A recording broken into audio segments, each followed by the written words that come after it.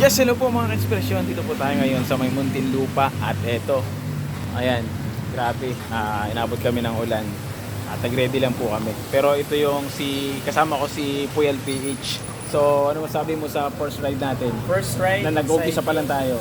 siyempre, exciting umulan. Medyo. Head north on Manila South Road, National Road towards Summitville. And abangan nyo pa rin, mamaya sa second, third, fourth stopover natin, we'll check the time for you. Yun, mahaba-haba pa po yung aming tatakbuhin kasi hindi pa kami nakakalampas dito sa Metro Manila. Within Metro Manila pa rin po tayo. At dadaan muna tayo dun sa moto shop ni Tim Katagumpay dito sa Kabuyaw. Sakto-sakto along the way ng dadaanan po namin. At bibili daw si Puyat PH ng panlagay sa kamay. So, yun, abangan nyo po yung aming mga upload at sana nandun po siya.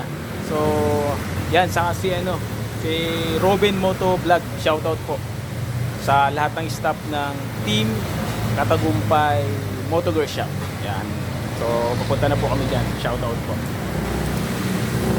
Yan. So, mahaba pa po yung biyahe namin kaya antabay lang po.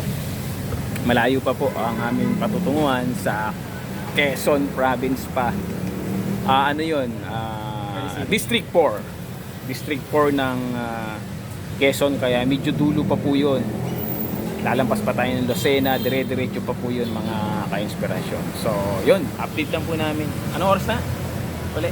11:39. 11:39. So baka abuti kami ng gabi kasi mabagal lang yung takbo namin dahil umuulan po eh. Priority namin yung safe na makarating. So hanggang dito.